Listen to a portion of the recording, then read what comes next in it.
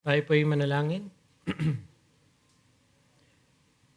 Panginoon, salamat po sa oras na ito. Kami ay muli lumalapit sa inyo, humihingi ng inyo pong habag at ang ministeryo ng banal na Espiritu na sumasama sa inyong salita para sa kaliwanagan sa aming mga puso. Bigyan niyo kami, Panginoon, ng tamang pangunawa sa lahat po ng aming mapapakinggan. Hindi nawa ito masayang para po sa aming mga puso at nawa dumaan ito sa aming mga tenga, dumiretso sa aming mga puso at magawa namin sa aming mga kamay at paa at sa aming mga bibig, lumabas ang tunay na pagsamba sa inyo, Panginoon. Kagaya ng inawit namin kanina, morning and even evening, dapat po ang reflection namin ay dapat sinasamba ka po namin. Kaya sa oras na ito, Panginoon, ang pinakamahalaga pong dapat namin pagtuunan pansin ay hindi po ang alalahanin ng aming mga buhay, pero kung ano po ang inihahain ninyo para sa amin na inyong salita, Panginoon. Kaya nawa tanggapin namin ito ng may pananampalataya, ng meron pong bukas na puso at isipan at para po sa inyong kaluwalhatian. May the words of our mouths and the meditations of our hearts be pleasing to you, O Lord, this hour of preaching your word. In Christ's name we pray. Amen. Acts chapter 16, as we continue our message in Acts chapter 16, verses 1 to 5. Acts 16, 1 to 5. Paul came also to Derbe and to Lystra. A disciple was there named Timothy, the son of a Jewish woman who was a believer, but his father was a Greek. He was well spoken of by the brothers at Lystra and Iconium. Paul wanted Timothy to accompany him, and he took him and circumcised him because of the Jews who were in those places, for they all knew that his father was a Greek. As they went on their way through the cities, they delivered to them for observance the decisions that had been reached by the apostles and elders who were in Jerusalem. So the churches were strengthened in the faith and they increased in numbers daily. Ito po ang mga salita ng Diyos na pagbubulay-bulayan natin sa hapon na ito. Tandaan po natin na sa ating pag-aaral, tayo na po ay nagsimula na sa panibagong yugto o section sa libro ng Acts. This section of Acts is what we famously call the second missionary journey of Paul. In this verses hanggang mag-chapter 18, ilalahad sa atin ni Lucas ang may akda ang mga naganap sa ikalawang journey ni Paul sa kanyang pagsispread ng gospel. Now, this section records the exploits of the apostle, but now with a different theme. If you would remember, the first time he went in a missionary journey, ang kasama niya ay si Barnabas at si John Mark nung nauna. But now, he went with Silas instead of Barnabas. Then here, Timothy will join them in their travels. Tandaan natin that the previous passage na ating pinag-aralan, if you would remember or recall last week, concerns the unfortunate separation between well-meant leaders and brothers who had a difference in philosophy and opinion, though they were sharing the same ministerial mission and goal. So binigay yun ni Lucas para mapaliwanag kung bakit iba na ang kasama ni Pablo sa kanyang mga journey. Now, Luke here continues his accounting of what the Apostle Paul did in his second missionary journey. Kung sino man may control nito, pwedeng pakihinaan. Kasi gusto ko palakasan yung boses ko. Baka feeling nyo sinisigawan ko kayo. Yan. Kasi nagre-reverberate sa lalamunan ko yung naririnig ko. Hindi ko lang alam kung ganun din sa inyo. Ganun ba sa inyo? Yan. Okay lang ba? Hindi ba kayo natatakot sa parang naninindak ka, Kuya Jay. Parang ganun ang isipin nyo. Pero this passage introduces us to an important disciple. So tandaan nyo, nanggaling tayo sa episode na may hidwaan, may hiwalayan between well-meaning brothers na pareha naman ang goal, Barnabas and Paul. Pero now, isang magandang balita na naman o isang magandang episode ang ating tatahakin sa journey ni Apostle Paul. This passage introduces us to an important disciple who will eventually be Paul's companion to the end of his life. And that's no other than his son in the faith, Timothy. Now we know that he was born actually out of ministerial faithfulness even in persecution. If you would recall the message in the first missionary journey, what happened to them in Lystra? In Lystra, Paul was left for dead. Stone, parang feeling nila, pinatay na nila si Paul, pero anong ginawa ni Paul? Pagkatapos niya maka-recuperate, tumayo, bumalik sa syudad ng Lystra, Derbe at patuloy na nag-minister, not knowing na meron palang magiging disciple doon na mag-anak ng isang Hudyo at isang Griego na ang pangalan ay si Timoteo. At yun na nga ang pinapakita sa atin ni Lucas dito. May nagbunga pala doon sa persecution na iyon. We already made emphasis before in the previous messages of the fact that it is just right for us to persevere in the gospel work. For we never know how God can use it to produce fruits in the ministry. Dapat lang na tayo ay magpunyagi at magpatuloy sa mga gawain natin para sa Panginoon dahil hindi natin alam kung paano gagamitin niya ng Panginoon para magkaroon ng bunga sa gawain. So aside from that, iba ang ating focus ngayon. Aside also from the effect of the decision of the Jerusalem Council to the churches, what we will observe in the narrative is this, how Paul takes great strides to adjust himself and those with him for the sake of the gospel. Ang gusto kong pansinin natin na elemento sa ating pinag-aaralan ngayon at maging sa susunod pang message o sa susunod na section na ating pag-aaralan or susunod na paragraph is in the ministry of Paul, ang binibigyan niya ng pansin dito is how he is learning or he is adjusting himself to the need of the gospel. In other words, hindi yung gawain ang nag-a-adjust sa kanya. Sila ang nag-a-adjust sa dignidad ng gawain o sa pangangailangan ng gawain. And of course, nandun ang elemento ng control ng soberanong Diyos, pero nandun din naman yung elemento dapat nating tignan na elemento ng responsibilidad ng tao. So always, both itong magkasama. The sovereignty of God in directing things, but the human responsibility of the missionaries and the people of God in trying to apt themselves into appropriateness for their work. So, here is an element na dapat nating makita. We see the apostle and his team doing what they can to adjust themselves so that the gospel work will be unhindered, so that it will be effective as much as it can be, whether in personnel or in the next lessons, direction. Kaya ang title natin is Adjusted for the Gospel. Ang ebanghelyo, dapat ina-adjust natin ang buhay natin para sa ebanghelyo. Hindi yung ebanghelyo ang ako na sa, parang alam mo yun, ako na magpaparaya. Hindi pwedeng ganon. Kasi dakila yung ebanghelyo. What behooves the apostle to take these steps na narrate ni Luke para sa atin is not just to make it parang for the sake of properness, or for the sake lang na obsessive-compulsive lang si Paul, na dapat ang mga kasama ko ngayon, dahil sa mga panahon na to, kailangan mga tuli sila, mga circumcised, Silas naman at ano. Hindi ganun ang kanyang at si Timothy. Remember, in the course of history, there will also be another son of Paul in the faith who would be named Titus. Hindi naman niya sinircumcise ito. This is not about just para lang pantay-pantay ang kanyang mga steps dito. His goal in these succeeding steps is to make the gospel known to all and that it won't be offensive.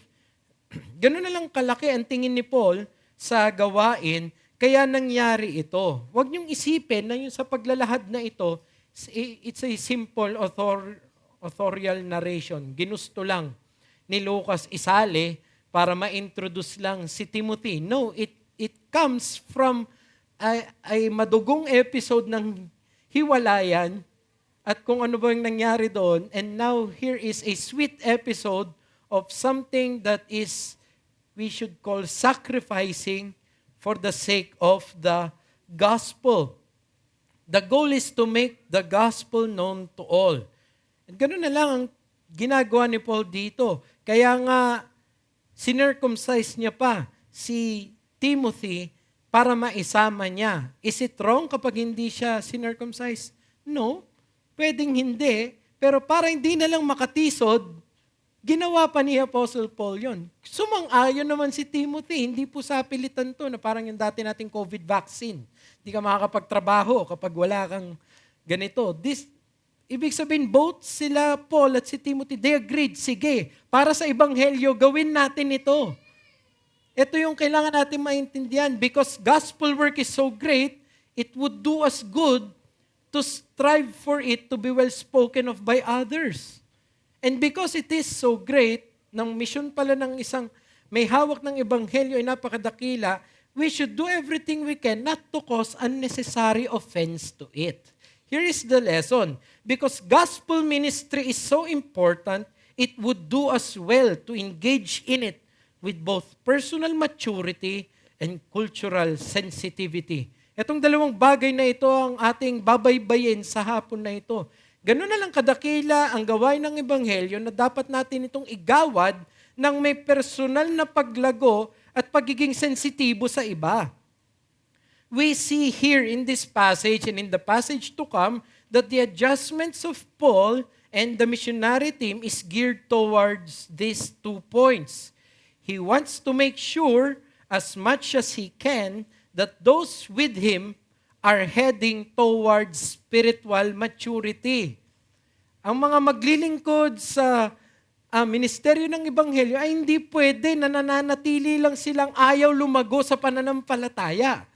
Ito ipinapakita ni Apostol Pablo ng kanyang pamimilit o mas taimtim na paghila kay Timothy ay para ipakitang he gives due premium sa spiritual na maturity.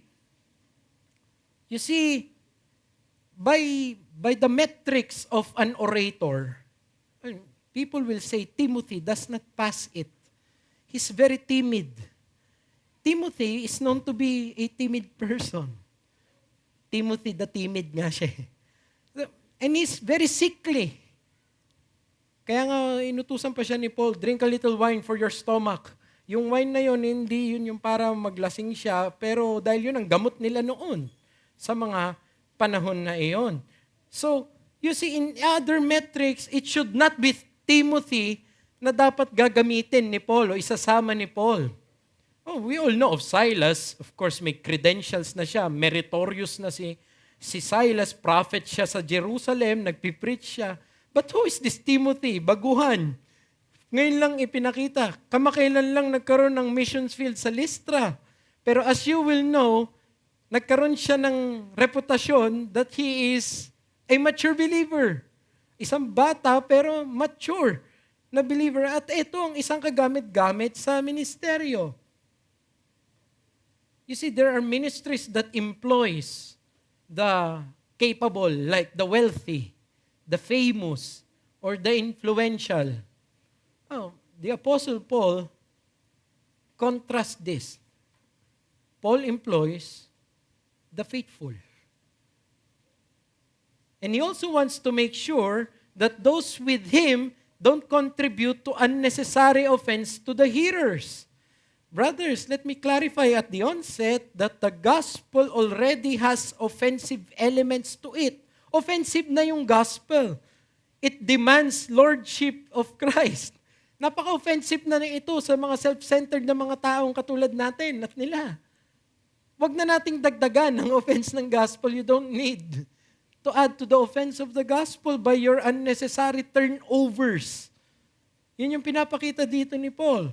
We don't need to add to its offensive nature o magdagdag pa ng other distractions. What we need to do is to make sure we engage our ministry in faithfulness and in due prudence for those who will hear us. That's what Paul is ultimately considering at this point. So when you read the text again, bakit nangyayari ito? Dalawa yung ginagawa ni Apostol Pablo dito. Gusto niya mapakinggan yung Ebanghelyo. At para mapakinggan yung Ebanghelyo, nagsisimula sila sa kanilang second missionary journey. Kumbaga, ito yung first stopover, Lystra and Derbe, sa kanilang missionary journey, ang ginagawa niya dito is nagsasalamin siya ng kanyang pag-aaruga sa Ebanghelyo. So tanungin natin, what steps did Paul take that reflects his care for gospel effectivity?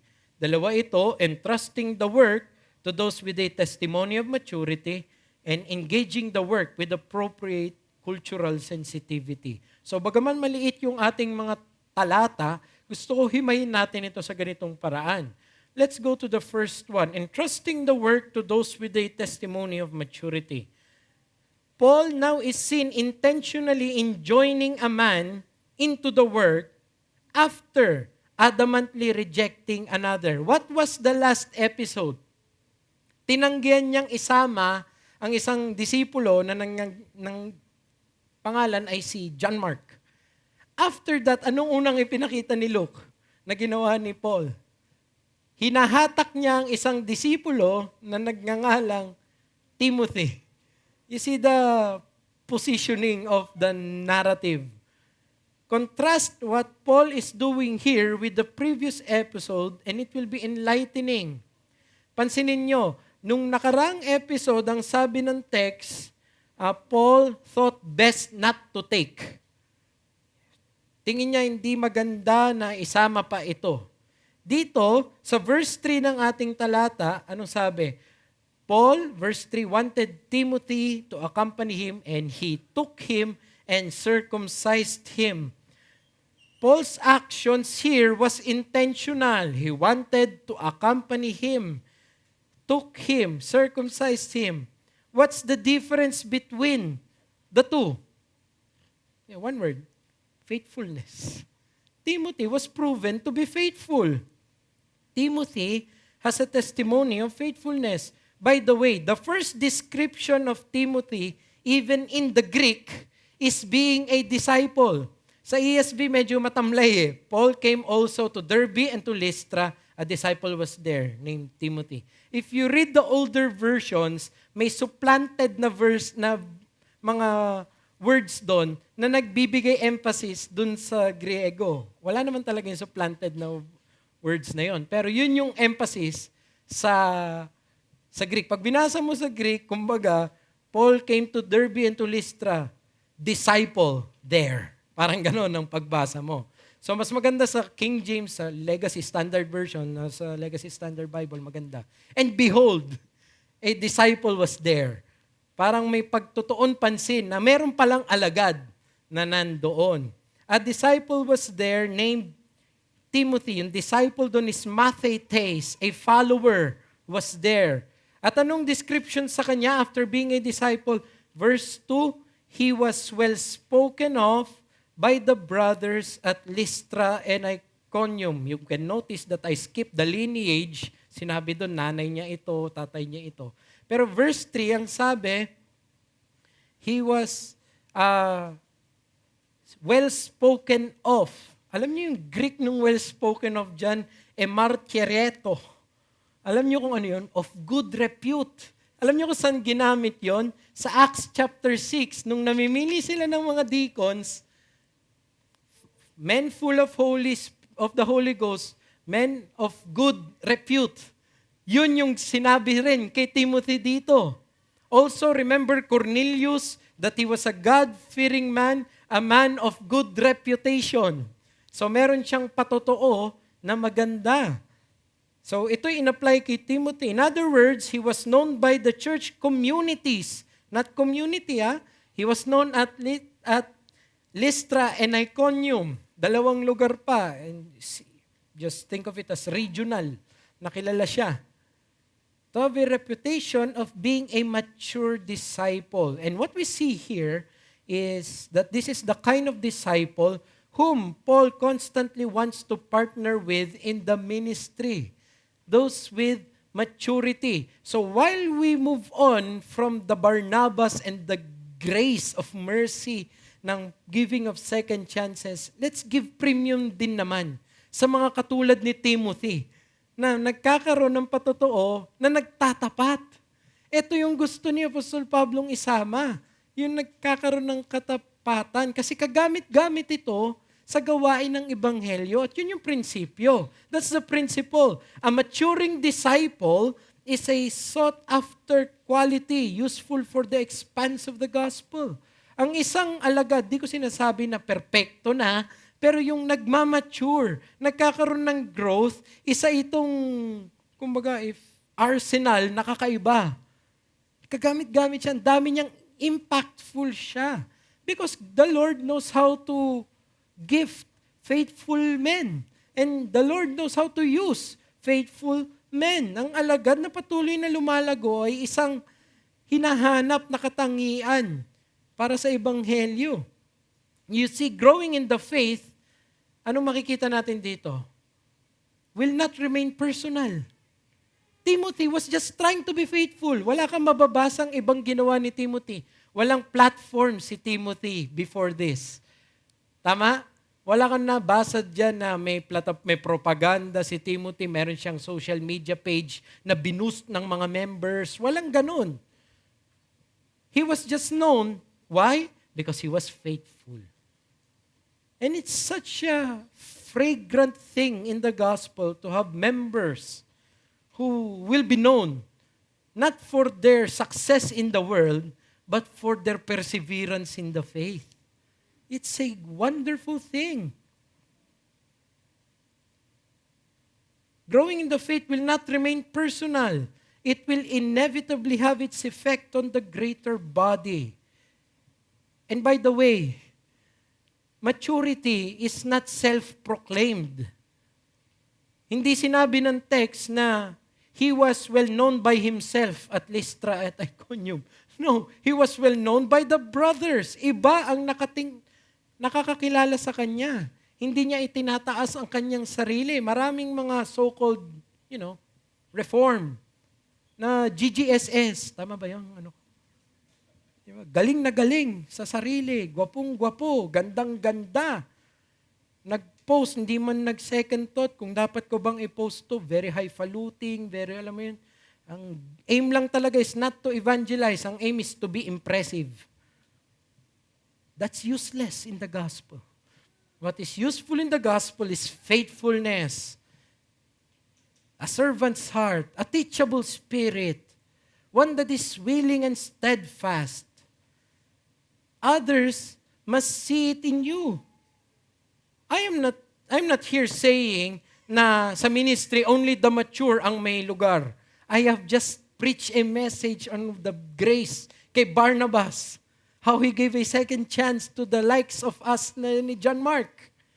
But there is also a place for the faithful. There is also a premium and there is also rejoicing and blessing kapag ang isang mananampalataya ay nakikilala na nagtatapat. Tama lang iyon. Not to say that the mature only ang dapat nasa iglesia. No, iba-iba yung level natin ng growth, ng grace. But all of us, at the end of the day, is undeserving and is only employed by God's grace and mercy. Tama? By grace alone. Kagaya nung inawat natin, na humihingi tayo ng fruit, pero even the fruitfulness itself is a gift of God. I'm not denying that, but this is to affirm that those who gain a good repute for spiritual maturity will indeed be a blessing more in the ministry. So I'll give an application. Aim for a discipleship that is so founded on grace that it inevitably translates into usefulness. Kung gusto niyo po ng paglago o gusto niyo po ng pagsunod sa Panginoon, asintahin niyo po yung klase ng pagsunod na nakasampa sa biyaya. So much so na hindi siya naka-gear towards para mapansin ng iba. So much so na yung motibo ng kada yapak niya ay hindi para sa clap ng iba, pero para for His glory. Para sa kaluwalhatian ng Diyos. Aim for a discipleship na nakatuon sa grace that hindi may iwasan. Magiging kagamit-gamit yan. sa ministry. Those that are gracious are more impactful in the kingdom of God rather than the talented. It is in your rooting yourself in grace that you bear fruit of spiritual fruitfulness. You want to grow in the ministry, ano yung Tagalog? Ramot yun sa Ilocano. Iugat mo yung sarili mo sa biyaya. Itanim mo yung sarili mo sa biyaya. Ibabad mo sa pagdidilig, sa panalangin. Hindi sa pagmamayabang, hindi sa pagpapakitang tao lang, hindi sa para lang makita ng iba. Impress it in your heart that you will glorify God. Don't do things to impress other people. Never mind if they are impressed by you or not. Who cares? Be like Timothy, someone who can be timid, takot magsalita, kaya nga yung encouragement ni Paul sa kanila, di ba? Wag, let no man despise thy youth. Be brave in the gospel, be strong in the gospel. It can be na isa ka na kagaya ni Timothy, kagaya namin na shy type. Joke lang, hindi ako shy type. Ibang-iba si Timothy kay Jairus. Alam ko. Pero, it doesn't mean na may personality ng ganon, kahit anong gawin ko, Kuya Jay, napapagod ako, makakita lang ako ng 6 na tao, lobat na ako. May ganon talaga eh. Yung social battery niya, 2 volts lang. Dahil ganon ang personality mo, hindi ka na pwede maging kagamit-gamit sa Panginoon? No. Even with such a man like Timothy, sickly, di ba? Timid. Pero dahil sa katapatan, ginagamit. Tinatap ng Panginoon. We can be that by grace. We can be like Timothy by grace. But you must be rooted in faithfulness first. Brothers, don't get me wrong. Personal development is good.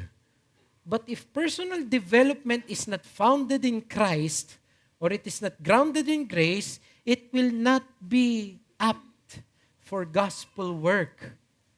Read Robert Greene's Laws of Power. It's not for us.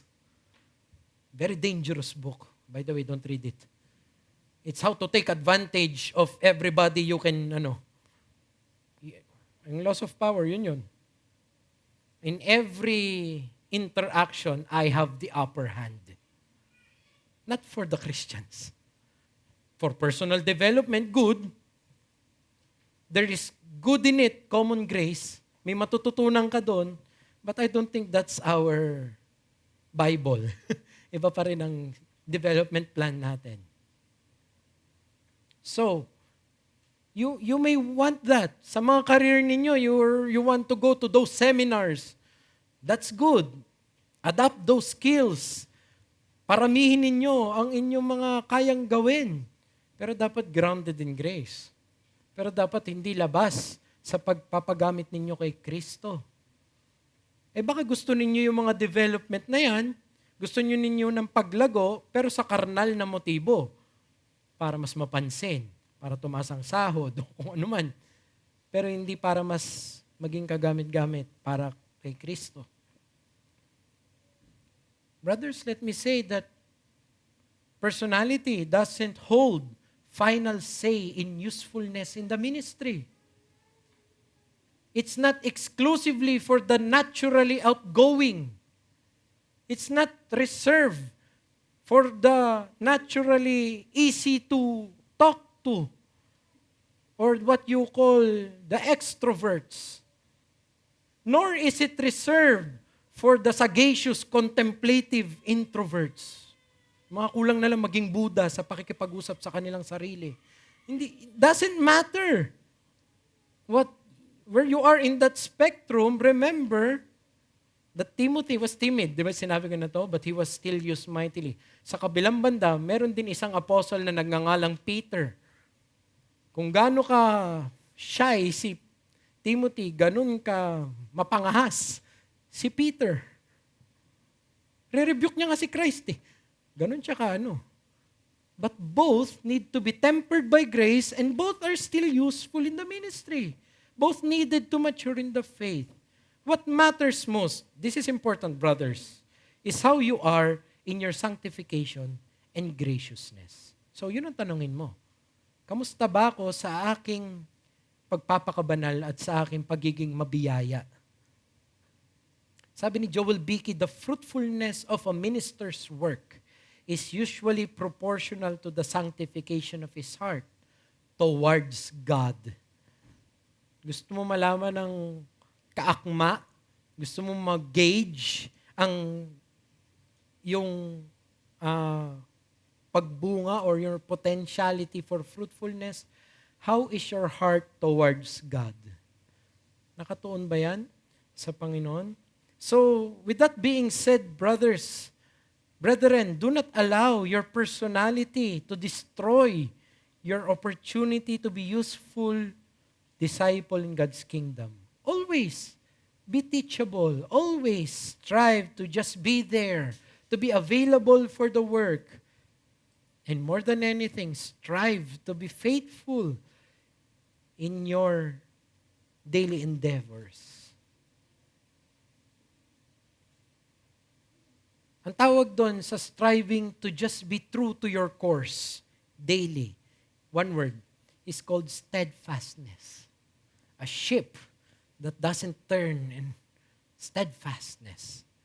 At hindi ba't itong sinabi ni James sa chapter 1 verse 4, let steadfastness have its full effect. Hayaan nyo maburo yan. Hayaan ninyong magpatuloy yan.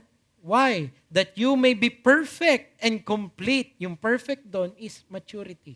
That you may be mature, lacking in nothing. So brothers, there's nothing wrong with having a testimony of growing faithfulness in a church. It is actually a blessing. And you never know how others might view you in your silent faithfulness. Timothy never asked to be recorded in the book of Acts. It was Luke who recorded him. Di naman niya hinangad na maging parte pala siya ng biblical records. But it may be that your silent faithfulness, just keep clinging on grace, yun yung gagamitin ng Panginoon para sa ikalalago ng kanyang gawain. Just keep looking to Christ. And as you do, maybe God will use you so that others will look at Him too. Just keep looking on Christ. Hindi mo alam na pwedeng gamitin yun ng Panginoon na alam mo yun, meron na nanonood sa mga nagche-chess, tinitignan niya yung chess player, saan kaya nakatingin to? Hindi niya alam yung intention eh. Ba't niya kinasel yun? So titingin siya doon. And that's the only time tatry niyang alamin yung intention nung ano. Parang ganun. May mga meron na nakapaligid sa atin. Ikaw ang nagtatapat, ikaw yung nagiging steadfast. Baka the only way they understand what's happening in your spiritual warfare is by looking at you, who is eventually looking to Christ. Looking at the goal. So just keep on growing. 2 Peter 3:18. But grow in the grace and knowledge of our Lord and Savior Jesus Christ. And if like Timothy, you get the opportunity to be employed to such a ministry, take hold of it and execute it in faithfulness. Ikaw ba ay nabigyan ng ministeryo ng Panginoon? Igawad mo yan ng may katapatan. Isang pribilehiyo yan. You know, we don't have to go far to give a biblical case for this, a real life case. Paul was proven right in his choice of Timothy. For in his last letters, in his last days, even in prison, it was Timothy that was in his heart. It was Timothy who was always there with him. None like him. Siya lang ang sinabihan ng ganon. Walang wala sa mga kasama niya ang kasing tulad ni Timothy. So it may be na ganon ang discipleship natin. Founded on grace, that it will translate into usefulness. So, give premium to faithfulness, brothers. Aim for it. Ikalawa na makikita natin dito is engaging the work with appropriate cultural sensitivity. Let's read verses 1 to 4 as we have not even read again all of the passage. Pero 1 to 4 lang ito. Bakit di ko sinama yung verse 5 to give an explanation? Verse 5 is one of the recording of what happens. Okay? Isang reporting yan ni Luke na kung ano nangyayari sa iglesia. Pero verses 1 to 4, Paul came to Derbe and to Lystra. A disciple was there named Timothy. Ito na. The son of a Jewish woman who was a believer, but his father was a Greek. He was well spoken of by the brothers at Lystra and Iconium. Paul wanted Timothy to accompany him and took him and circumcised him because of the Jews who were in those places. For they all knew that his father was a Greek. As they went on their way through the cities, they delivered to them for observance the decisions that have been reached by the apostles and elders who were in Jerusalem. Paul, the observation is this, Paul did what he can so that the gospel ministry won't be impeded by the sensibilities of both the Jews and the Greeks. Ginawa ni Pablo lahat ng kayang gawin para hindi makatisod sa gawain niya both sa mga nakikinig sa kanya mga Hudyo at mga Griego. Paano natin ito nasabi? Ilang beses binanggit ang filial descent ni Timothy. Diyan yung kanyang record. Twice. It is recorded that Timothy is of mixed Greek and Jew lineage. In the rest of the Bibles, we all know who was the mother of Timothy and who was his grandmother. All faithful, God-fearing Jews. Lois and Eunice. But here, ang binigyan ng pansin ay yung tatay niya. He was of Greek descent. His father was a Greek. Yung was daw doon, baka implication doon, patay na yung tatay ni Timothy dito. Pero it's not germane sa pinag-uusapan natin. Pero twice ito ni-record. Bakit?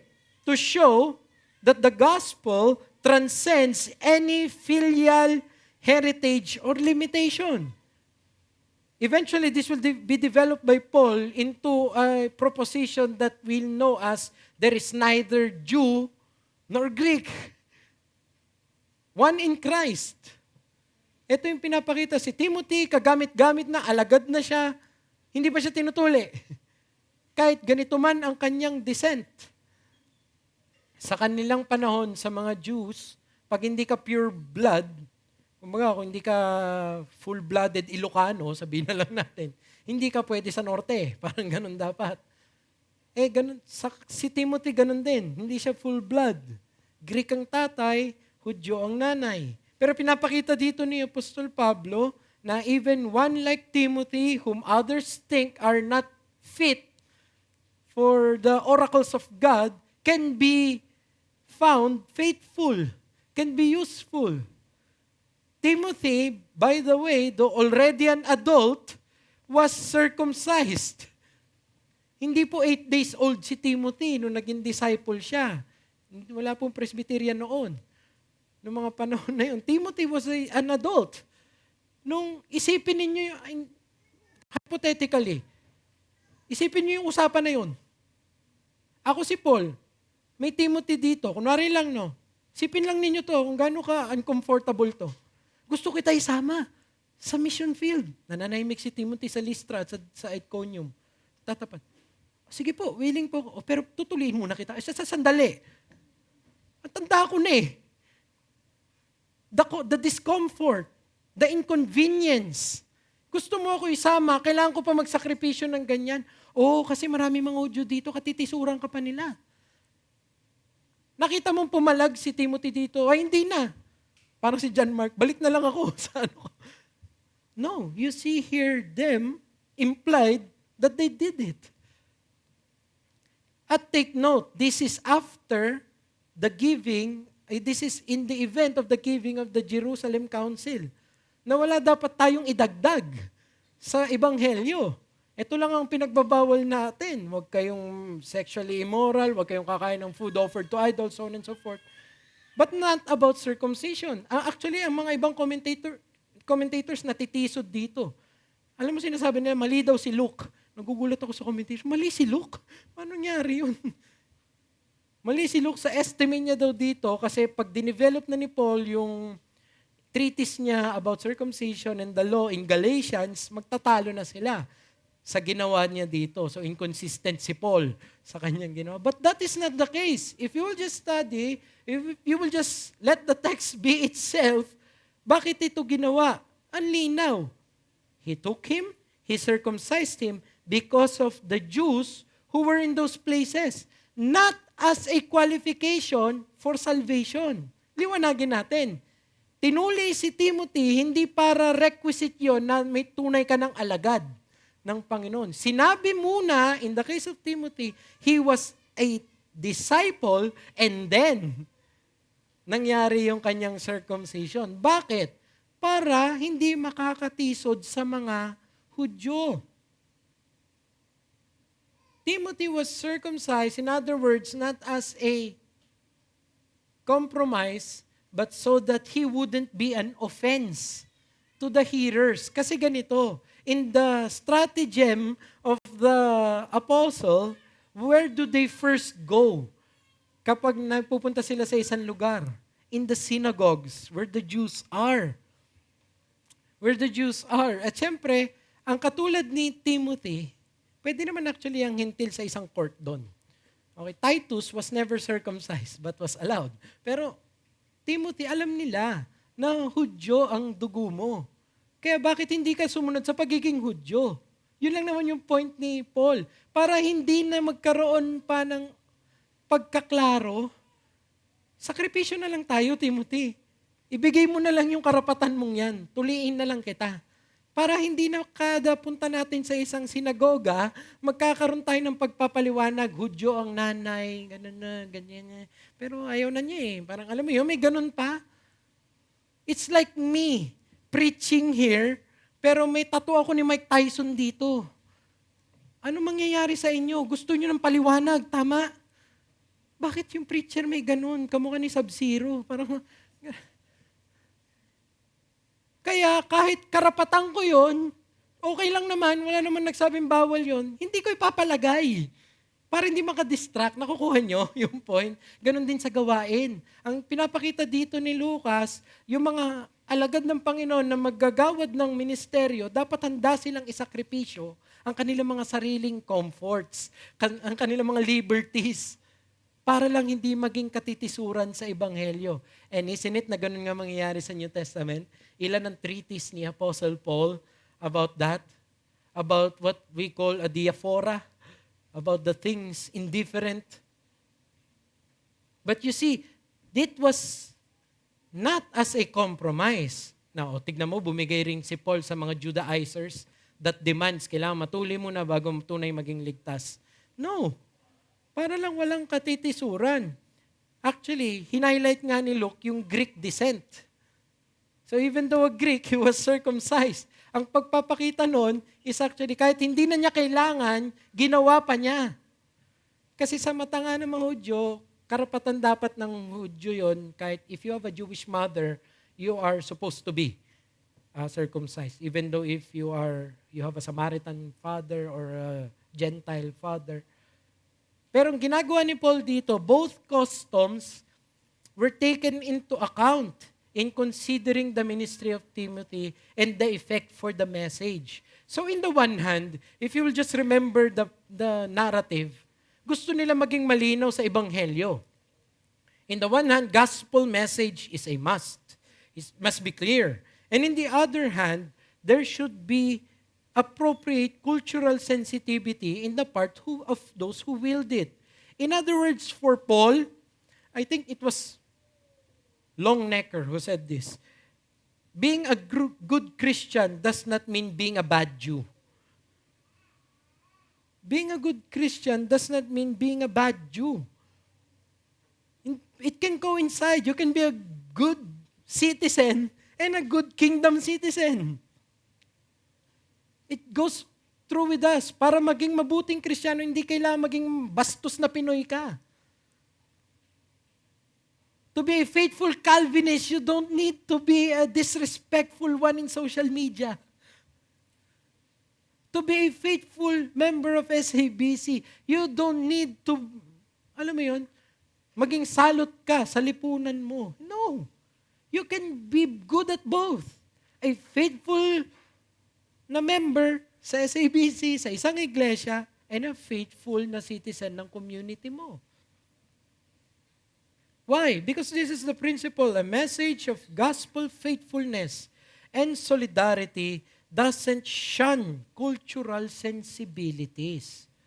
I would like to tread here carefully. Hindi ko sinasabing culture dictates what is right or wrong. No, pero an accurate gospel ministry is not insensitive to his culture. He's actually more sensitive. To be faithful to the gospel, one doesn't need to be irreverent to homes, to your own societies, to your families, to your cultures. We know of circles in evangelicalism na ang premium ng kanilang message kahit hindi ka na nakitang mabuting anak, hindi ka na mabuting ama sa mga anak mo, o hindi ka na rin mabuting anak sa mga magulang mo, basta nakikita ka sa programa ng church, faithful ka. Kahit pinabayaan mo na yung may sakit mong nanay, pinabayaan mo na yung may sakit mong tatay, pero nagbibigay ka sa iglesia, faithful ka. You don't have to choose, brothers. Actually, it's the other way around. As much as lieth in you, be a good child, be a good husband, be a good spouse, be a good father. You don't need to be a bad father in order to be a good Christian.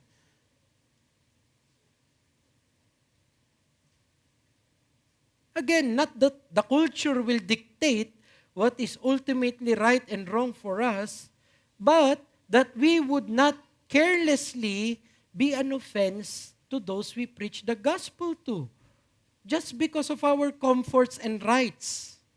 Dito kayo magagalit sa akin. Pero mga kapatid, Paul develops this further in the New Testament, wherein the Christian's rights is not the ultimate consideration for his outward choices and behavior. The gospel is his ultimate consideration. Kaya nga sabi niya sa Galatians 5:13, "For you were called to freedom, brothers. Only do not use your freedom as an opportunity for the flesh, but through love, shun one another, serve one another." May karapatan ka. Meron kang kalayaan. Pero yung kalayaan na yan, hindi mo dapat gagamitin yan para mapagpahirapan ng iba. Wag para mapagbigyan ng laman mo as opportunity for the flesh. Wag mong gagamitin yung kalayaan na yan para makatisod ng iba. Pero nung gagamitin mo yan, kalayaan na yan, para paglingkuran ng iba. It is always other-centric. Di ba ang freedom sa Pilipino, yung, alam mo yun, wala nang iba, kami lang. Ganun ang Independence Day natin Free from all banyaga. Ang Christianity, ang freedom niya is free to serve others. Baliktad siya. Hindi liberated from the shackles of others. Our liberty is so great in Christ that we can actually be free to serve others, to sacrifice for others. Sabi ng 1 Corinthians 8:9, "But take care that this right of yours does not somehow become a stumbling block to the weak." Mag-ingat kayo na yung karapatan mong yan, karapatan mo man siguro, ay baka makakatisod sa iba. Brothers, I'll give you a personal na testimony. You know why I don't partake of and indifferent thing. Alak. Hindi ako nagmamataas dito. I know how to be drunk. In a past life, I know how to use a chaser and everything. Pero, you know why I don't partake? A personal choice. Not because I'm holy or anything like that. No. Malayo yun. It's because iba yung dating. Kapag makita ko ng mga mahal ko sa buhay, ganun din naman pala. Sa kanila yun ang equivalent. Yun naman pala eh. Kaya mo rin pala makipaglasingan, ba't di ka sumasama? Sa amin, sa mga club namin. That's why I make it a point. Personal decision. Wag na lang. Not because I have no right to do so. Lord's Supper tayo. I do not take offense in it. Di ba? Kung kayo man magbabarkada, but for me, no. Kasi in the words of a Reformed Baptist pastor, I will not name, mag-ingat tayo sa pag-handle natin ng mga ganyan. Alak, tinutukoy niya nun. Kasi sa atin, liberty yan, pero sa Pilipino, sa kultura natin, bisyo yan. So anong gagawin ko? Mag-iingat ako. Tsaka ikalawang rason, napaka-sinful ko kasi. Madali akong mawala sa aking composure. Lalo na. Wala nang alak, madali na ako magalit eh. Paano pa kaya kung meron? That's just me admitting my own weakness. So I'd rather not. If in the Proverbs, winawarningan si Lemuel na wag tignan ng alak kapag ito'y pula, dahil ito'y baka, hindi ikaw bro, yung Lemuel na yun. Wag mong tignan, it's not for you. Bakit? Because you may judge at magiging unjust ka na. In other words, there are greater considerations in your things indifferent. And if you naatasan ka na magdesisyon sa isang civil na case, intoxicated ka, anong mangyayari? Okay lang yan, patawarin mo na lang. Ganun lang, gaganong-ganong ka lang doon. Hindi pwede. How much more sa atin na meron tayong gospel consideration? Dapat, hindi ko pinagbabawal, dapat mas maingat. Maingat lang naman. Di ba? Sabi nga ni Paul, di ba, ano ba yan? Sa karne lang yan eh. Food offered to idols is nothing. So, ang gagawin ng mga matitipid na mga Kristiyano noon, ayun naman pala. Pupunta na ako doon. Kasi doon, mas mura ang kilo ng karne kaysa sa agora, kaysa sa market. So, mag-ingat kayo sa mga matitipid masyado dito, no? Yung hinain daw na mga karne sa templo, mas mura yon. O pang munggo nila, o pang anuman nila. Doon nila kukunin. Pero hindi nila alam, nakakatisod na yon. So wag na lang. I would rather not. Kahit na wala naman talagang spiritual na mangyayari sa'yo, pero ito yung handling. Ito yung sinasabi ni Paul. And in many other things. Ito lang ang prinsipyo, mga kapatid. Ito yung sinabi ng Bible, 1 Corinthians 10:23. All things are lawful, but not all things are helpful. All things are lawful, but not all things build up. Paraphrase. Lahat naman yan pwede. Pero dapat ba? Magkaiba yon. Pwede naman talaga. Pero dapat ba? Huwag na tayong magdebate kung pwede ba yan. Kasi pwede. Ang pagdebatehan natin, dapat ba yan? Ganon din sa mga mabutihin na godly na mga singles dito. Pwede ba na makachat mo siya ng hanggang 5 a.m.? Pwede. Is it criminal case number? Ganon bang? No, di ba? It's legal, lawful. But it is not expedient. You're not her husband. Yet. Pwede ba? Fill in the blanks nyo na kung ano pa yung ibang kailangan gawin. Pero dapat ba? Yun yung tanong. Will this build up? Ito ba yung makaka-encourage ito? Yun ang consideration natin. Imagine Paul and Timothy. Sa kanila, inconvenience tong gagawin nila eh. But they're trying to be a good Jew.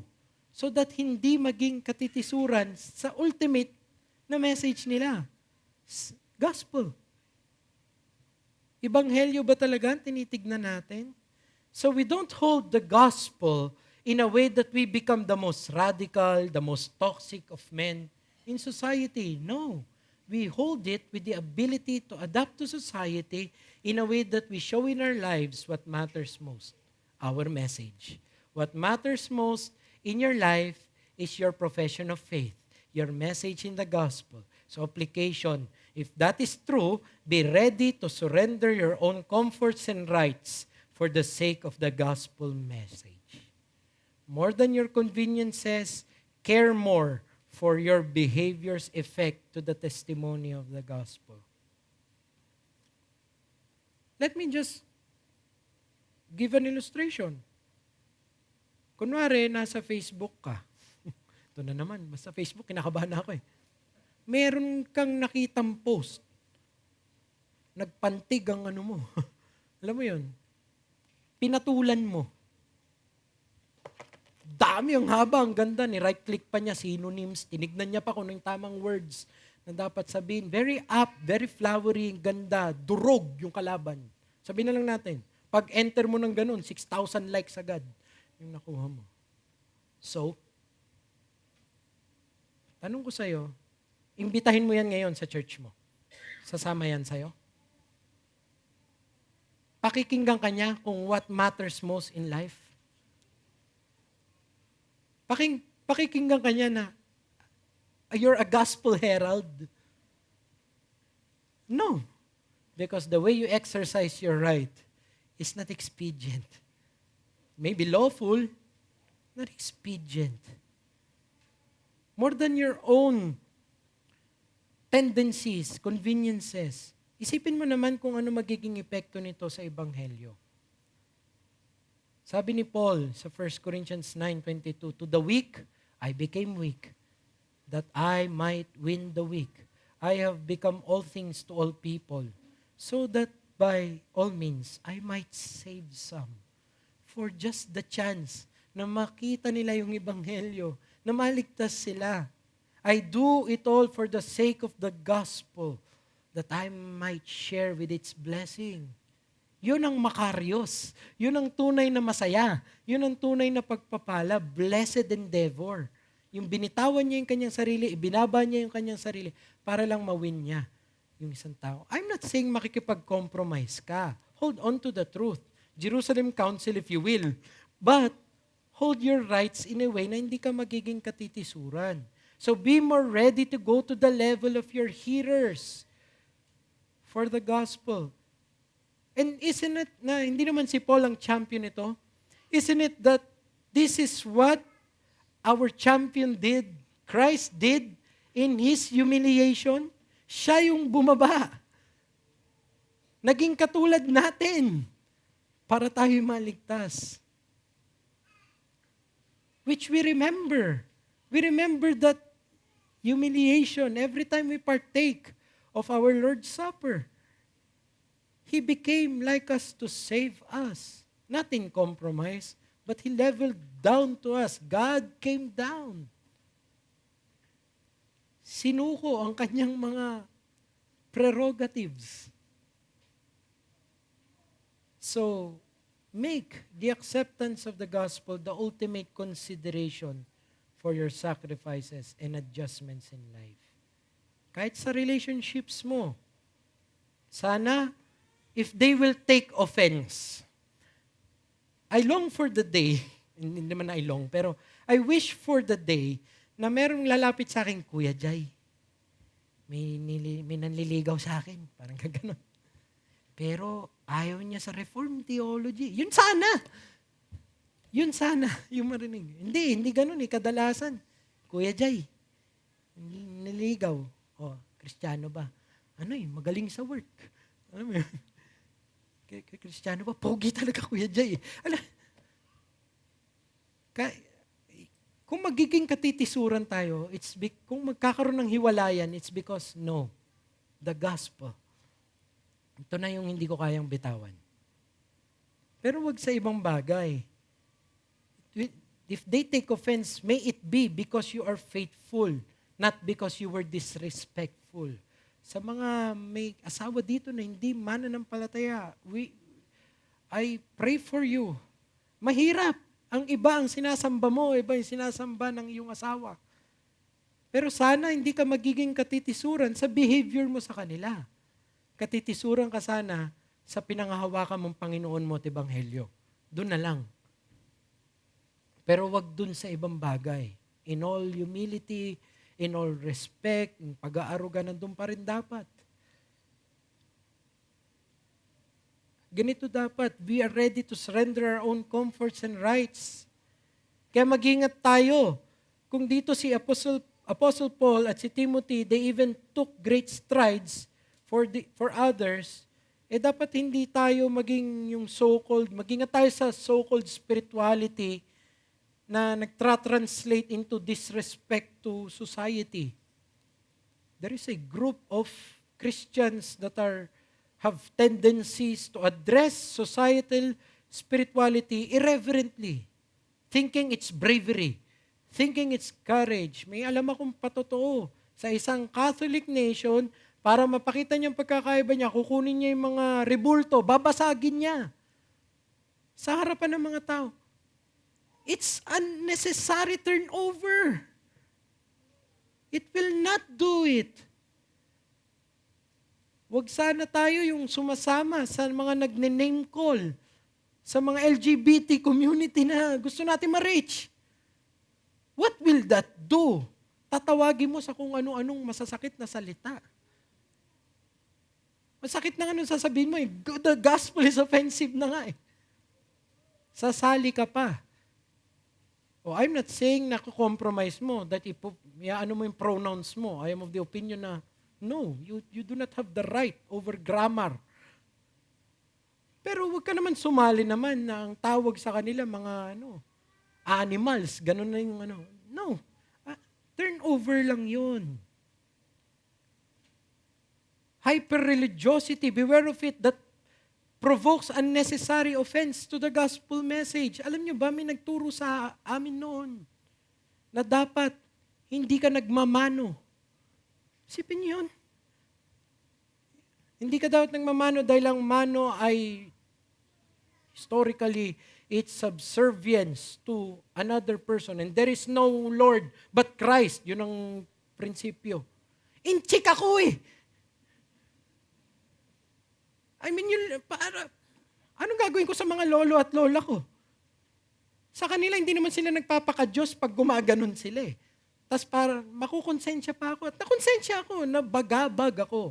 Every time nagmamano ako, sumasama yung pakiramdam ko. Hindi kita Panginoon, gaganon. Yun yung pakiramdam ko. Unnecessary. Pero ang tingin nila, yun ang spirituality. No. May we not be those kinds of people, brothers. Hindi mo kailangan maging bastos na Pilipino para maging mabuting Kristiyano. Okay lang yan. It's culture. Dito nga, nagulat ako Kano yung pastor? 21 yata ako nung nandito ako. Lumapit yung mga bata, nagmano sa akin. 21 pa lang ako. Cultural yun wala akong pera. Gumanon ako sa... But that's culture. Dito sa Pampanga, ganun ang mangyayari. I train my child, magmano ka. Although, he wants to be a dinosaur. Ewan ko. But, it's just apt. Kung may katitisuran sa atin, hindi sana sa mga ganun. Sa mga maliliit na bagay na ganun. I'll drive it home. Mga bata, makinig kayo. Hindi porke Kristiyano kayo at kayo ang mga alagad ni Kristo, pwede niyong balang-balangin na lang ang mga magulang niyo. No. Lalo na kung kasama niyo pa sa church yung magulang ninyo. It doesn't mean that you're allowed. It's lawful for you na magtatag ng sarili mong KKK sa loob ng tahanan mo. Hanggat nasa poder ka nila, you give due respect. That's just right. That's just honoring your parents. Same is true in other family affairs. Same is true in other relationships. You don't need to be a disrespectful person to be a good Calvinist, to be a good Christian. You ought to be a more respectful, more na, kumbaga, mas kaya mong ibigay yung kalayaan mo para sa iba. Mas makikita nila yun, mas mabango ang ebanghelyo sa ganoon, mga kapatid. We should be the readiest of men to adjust ourselves for the sake of our message. So sa mga manggagawa dito, kung ang iba ay pwede lawfully nagko-connive para nakawan yung mga boss ninyo, kayo hindi kayo sasama. Kahit katanggap-tanggap na pwede kayong magnakaw ng oras sa mga time in, time out ninyo, kayo, hindi kayo mag-alt tab sa work from home nyo para maglaro ng Left 4 Dead. O kung ano man. Kapag oras ng trabaho dapat. Otherwise, mag-recess, mag-break kayo. Sorry kung may natapakan. Pero it is true. We are of all people yung mas kayang bitawan yung kanilang mga karapatan para lang hindi makakatisod sa iba. We should be adjusted by the gospel. Not dictated by society, adjusted by the gospel. As long as yung gospel nandyan. While not succumbing to compromise. You know, we've been in Thailand. Kasama ko sila, pastor noon, si JP, nakapunta siya sa ibang bansa. $100 lang dala, 5 bansa. Joke lang. But you know, ang napansin namin nung nasa Thailand kami, they have a portrait of the emperor, the king. Even in the church houses. Not as an idol. Pero ba't yung ginagawa yan? Kasi ang mga Thai, they give due respect sa hari nila, even in the ground roots level. Hindi naman nila wino-worship, pero para hindi maging katitisuran, Mercury drug nga dun, merong picture ng hari. Sila pa kaya? O, di maglagay lang sila. Hindi naman yun yung, pag nag-sign of the cross na yung pastor dun, yun ang magkakaiba. Pero, why do they do that? So as not to give an offense. If they want to be effective in the ministry. Kung sinong ginagalang nyo, ginagalang din namin. Pero itong mensahe namin, there is only one King of Kings. There is one Lord. Pero pag dun pa lang, nang bastos ka na, magiging ineffective ang ministry mo. It is what their society values while not succumbing to emperor idolatry or worship. Ganon din dapat tayo. You want a ministry, you want a personal testimony na magiging mabango. Be like Timothy. Be willing to sacrifice your rights so that hindi na magiging problem sa ebanghelyo in the future.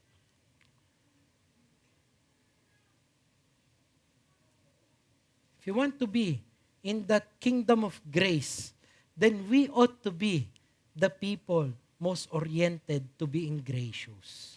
Tayo dapat ang mga mas gracious na mga tao. Here's the conclusion. The gospel doesn't change us into men indifferent to society. It turns us into the best of men even in our societies. Here is what the gospel can do if it is really in the heart. Let us pray. Father, thank you for the missionary journey of Paul. Thank you for the sacrifices of their liberties na pinakita nila. At alam namin kayo po ang una na nagbigay ng sakripisyo. At yun ang aalalahanin namin sa panahon na ito, sa aming Lord's Supper. We pray, Lord, na itaman yung aming mga puso. Tulungan nyo kami na suriin ang aming mga sarili. Kung meron ba na kaming karapatan na hindi handang bitawan para po sa ebanghelyo ninyo at nawa pagsisihan namin ito. Tulungan nyo kami, Panginoon, na maging mga mabubuting mga taga-gawad ng gawain ninyo in both ministerial maturity and faithfulness and also in cultural sensibilities and sensitivities. These things we can only do by the grace of Christ. In Christ's name we pray. Amen.